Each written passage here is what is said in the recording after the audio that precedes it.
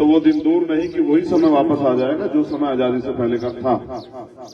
तो हमने इतना सुनहरा समय भी देखा बाबा साहब अम्बेडकर के नेतृत्व में, फूले साहू के नेतृत्व में, काशीराम साहब के नेतृत्व में, महामना रामसु वर्मा, बाबू जगदेव प्रसाद कुशवाहा, जननायक कर्पूरी ठाकुर के नेतृत्व में।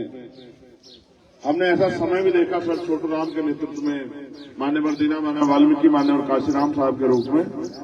और आज हम ये भी समय देख रहे हैं कि आज हमारी आवाज उठाने वाला कोई बचा ही नहीं।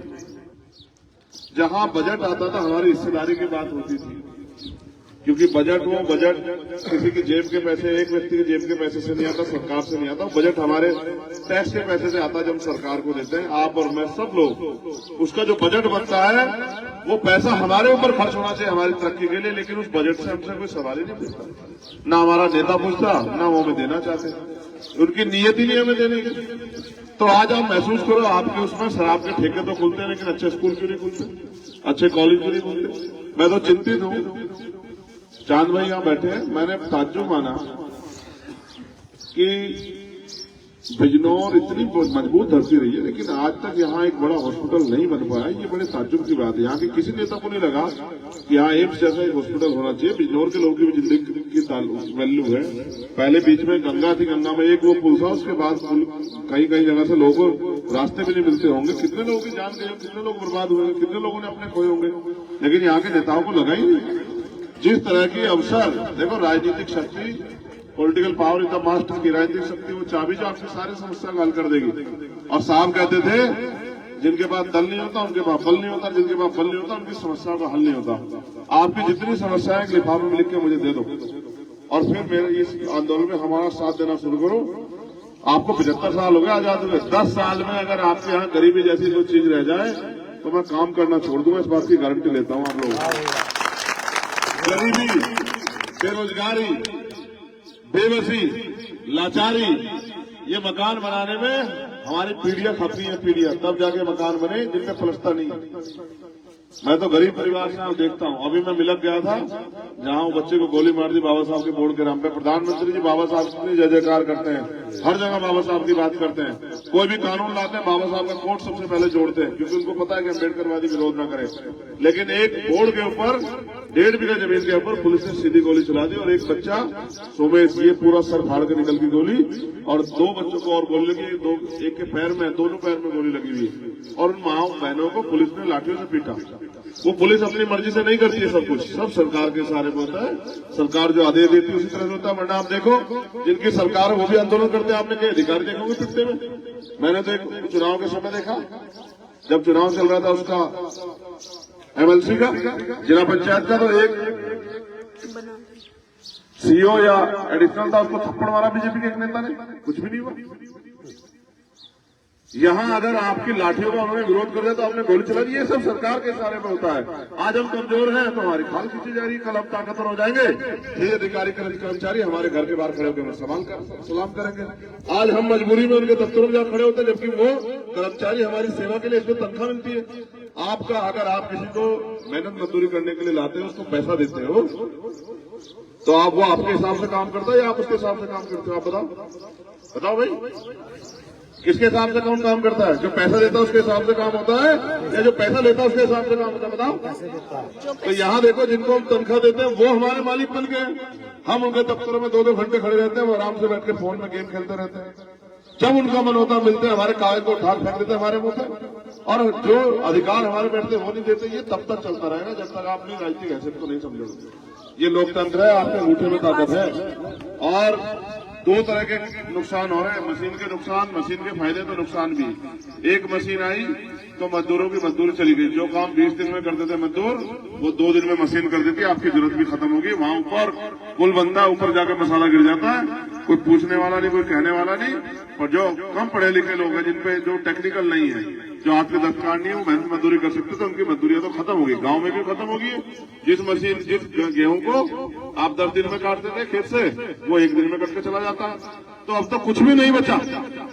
आने वाले कल में मेहनत मजदूरी करने लायक भी नहीं रहोगे इस देश में। दूसरा, एक मशीन हुआ जिससे वोट की चोरी हो रही है। अब वो तो हमारे लोगों ने पकड़ ली। हम पे सत्येंद्र अशोक जी जैसे, चांद प्रजापति जैसे, गोपाल बालियान जी जैसे लोग हैं, इन्होंने पकड़ ली और वीवीपैट लगवा दी। लेकिन वीवीपैट लगी तो वो कहते हैं गिनवाई उसकी होगी, जो दूसरे नंबर की पार्टी होगी वो कहेगी तो गिनेंगे। अब हमारे जो क्षेत्रीय दल है वो तो अपने पैरों पर खड़े नहीं हो पाएंगे, राष्ट्रीय पार्टियों की अपनी आपसी जुगलबंदी चल रही है। तो ऐसे में आपको ज्यादा काम करने की जरूरत पड़ेगी। एक बात बहुत अच्छी है कि अगर सच में आप ये सोचोगे कि भाई चंद्रशेखर आजाद लड़ रहा है, वो ताकतवर होगा, हमारे हिस्से में कुछ नहीं आएगा, तो लड़ाई कामयाब नहीं हो सकती। अगर आप ये मान में ठान लोगे कि भाई हमारा भाई लड़ रहा है और हमारे हक की लड़ाई लड़ रहा है और वो आगे बढ़ेगा, तो हमारी जिंदगी की समस्याएं खत्म होगी। तो मैं लिख के देता हूं, आप जितने लोग यहाँ बैठे, इतने लोग तो अगर मिलकर चुनाव लड़ाना लग जाए तो बहुत बड़ा परिवर्तन करते हैं। जितने आगे उतने पीछे, कोई बहुत बड़ी बात नहीं। और एक से एक चलने वाला नफील जैसा, राकिब जैसा, आलोक भाई जैसा, ऐसे नौजवान हैं, अंकुश भाई जैसे, जिनके अंदर बहुत बड़ा जज्बा है, जो दिन रात लगे रहते हैं।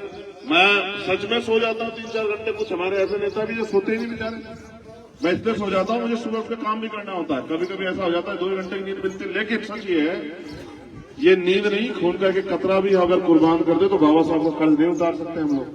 आज अगर ये कुर्सियां मिली है तो ये बाबा साहब अम्बेडकर के संविधान की वजह से। लेकिन आज वो संविधान खतरे में, उसको बचाए कौन? जो लोग खतरा पैदा कर रहे हैं या जिनके रहते खतरा पैदा हो गया। आप लोग नहीं लड़ोगे तो कोई भी परिवर्तन नहीं होगा। परिवर्तन प्रकृति का नियम है, लेकिन परिवर्तन की शक्ति उन्होंने आपके हाथ में दी है।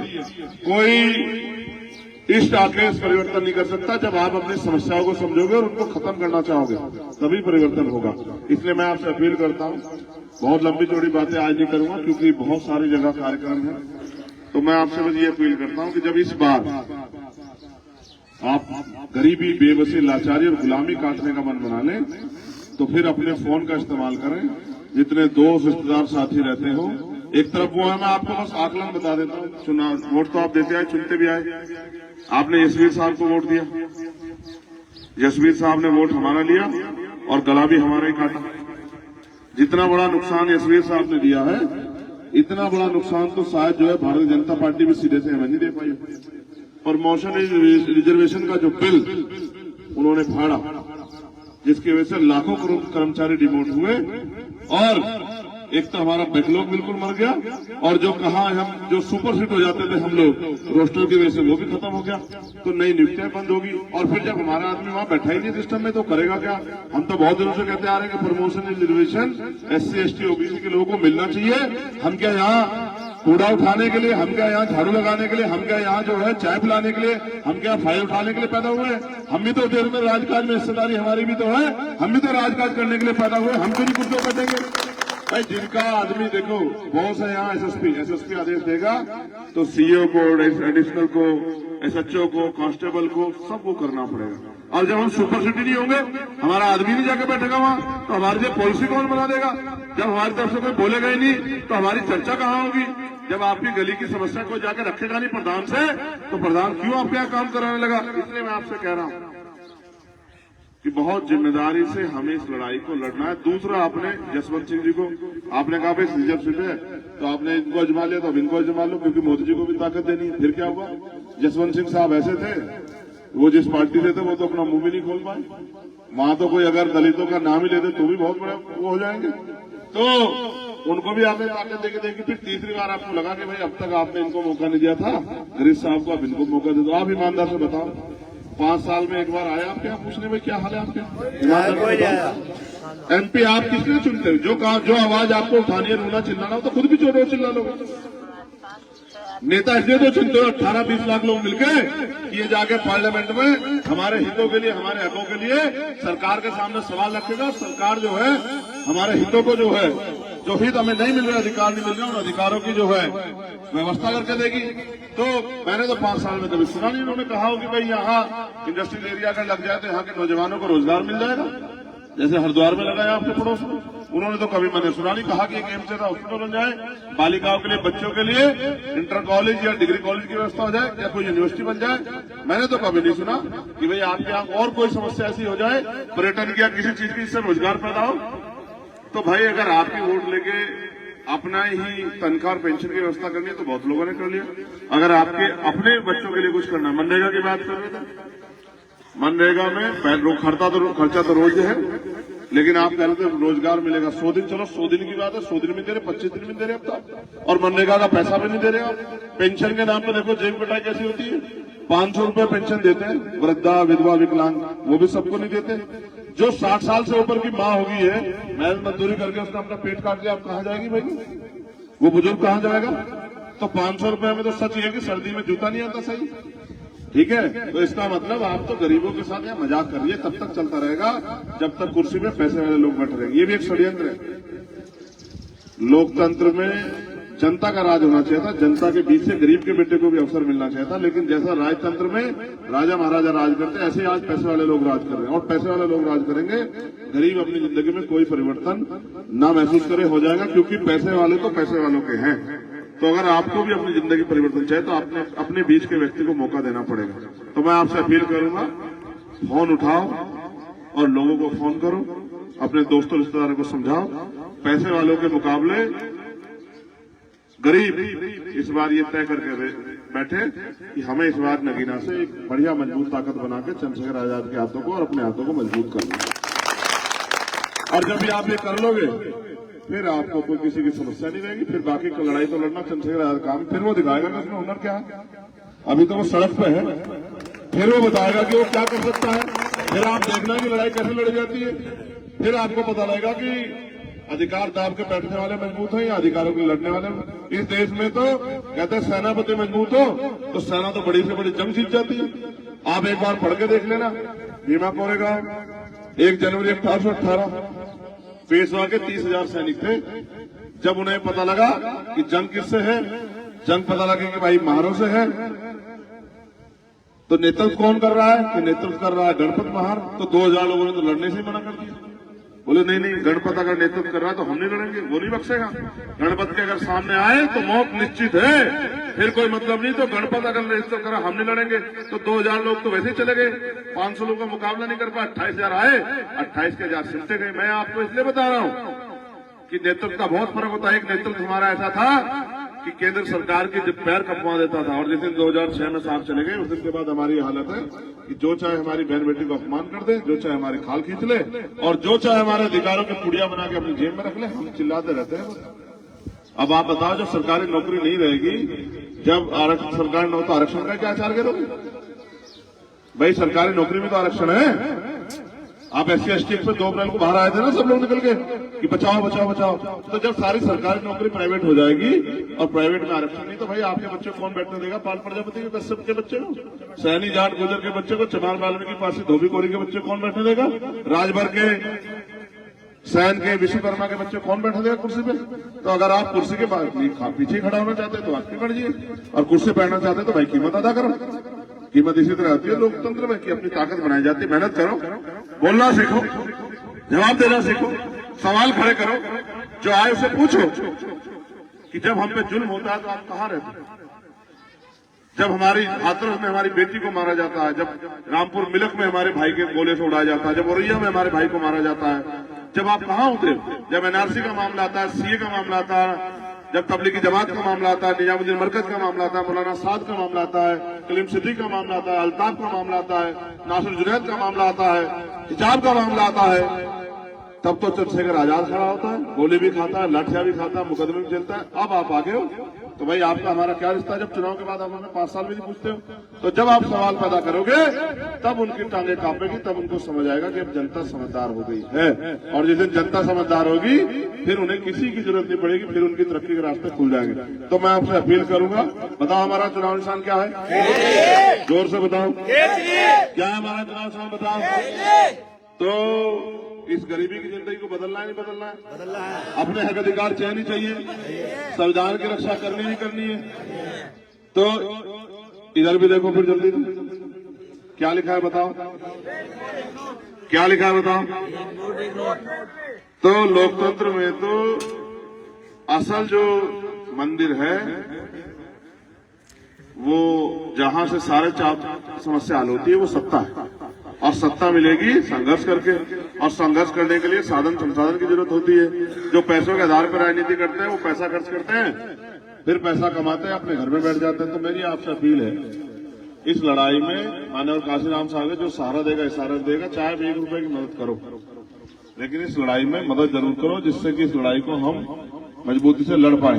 ठीक है, और आपका एक एक पैसा हमें बल देगा, हमारी जो हिम्मत है उसको 4 गुना बढ़ाएगा। और मैं फिर आपसे कह रहा हूं, सतगुरु जी ने कहा, ऐसा चाहूं राज में जहां मिले सबनुवन, और छोटे बड़े सब संग से रविदास रहे प्रसन्न, कि राज ऐसा हो जहां कोई छोटा बड़ा ना हो, जहां कोई ऊंच नीच ना हो, जहां कोई भेदभाव ना हो, जहां किसी को खाने के लिए अन्न की, तन ढकने के लिए कपड़े की और सर ढकने के लिए छत की दिक्कत ना हो। उस राज को उन्होंने नाम दिया बेगमपुरा राज, यानी कि बिना गम का राज। बिना गम का राज तब आएगा जब भारतीय संविधान पूर्ण रूप से लागू होगा। भारतीय संविधान पूर्ण रूप से लागू होगा तब जब आपके बीच के लोग कुर्सियों पर जाकर बैठेंगे और आपके हकों के लिए लड़ेंगे, तब जाके ऐसा लोकतंत्र बचेगा, और तब जाके जिसकी जितनी संख्या हमारी उसकी इतनी हिस्सेदारी उसको मिलेगी। बहुत बहुत धन्यवाद आप सबके लिए। मंगल कामना। बताओ, फोन से मदद करोगे नहीं करोगे? बताओ, कितने कितने कितने कॉन्टैक्ट नंबर है आपके फोन में? क्या एक घर के एक आदमी को सहमत नहीं कर पाओगे? कर लोगे नहीं कर लोगे? तो अपनी रिश्तेदारियों में, दोस्तों में, साथियों में जहां बैठते हैं उनसे कहो कि भाई अब हमारी आप मदद करोगे नहीं करोगे? घर में माँ बहनों को कौन समझाएगा? ऐसा तो नहीं कोई 2000 रुपए लेके आ जाएगा कि ले रे पकड़ो, बियर पियो, शराब है, बढ़िया खरीदो एक सूट और खाओ मुर्गा और दे दो वोट हमें। ऐसा तो नहीं करोगे? फिर जब ऐसा कोई दे के जाता है खरीद के, तो खरीदने वाला जो आदमी किससे बिक जाता, क्या हक मिला पाता किसे? तो जो जिससे हक नहीं मिला पाओगे, हक मांग लो किससे? तो बिकने वाले हो गए। पक्का बताओ, तैयार हो लड़ने के लिए? तो ऐसे उठाओ, फिर दोनों हाथ उठाओ, दोनों, एक नहीं, मुट्ठी बंद करो ऐसे। चलो जोर जोर से बताना, अभी पता लग जाएगा। संविधान की रक्षा कौन करेगा? देश की रक्षा कौन करेगा? गरीबों की रक्षा कौन करेगा? किसानों की रक्षा कौन करेगा? बहुत कम आवाज है तुम्हारी, रोटी दिखाई तुम लोगों ने? ठंड लग रही है तुम लोगों को? नौजवानों की रक्षा कौन करेगा? बहन बेटियों की रक्षा कौन करेगा? अपने हक के लिए कौन लड़ेगा? महापुरुषों का सपना पूरा कौन करेगा? जय भीम। जय भीम का जवाब जय भीम नहीं होता है। क्या होता है बताओ? क्या होता है? जय भारत। ठीक है, जय भीम, जय भीम, जय संविधान, जय संविधान। आप सबके लिए मंगल कामनाएं भाई।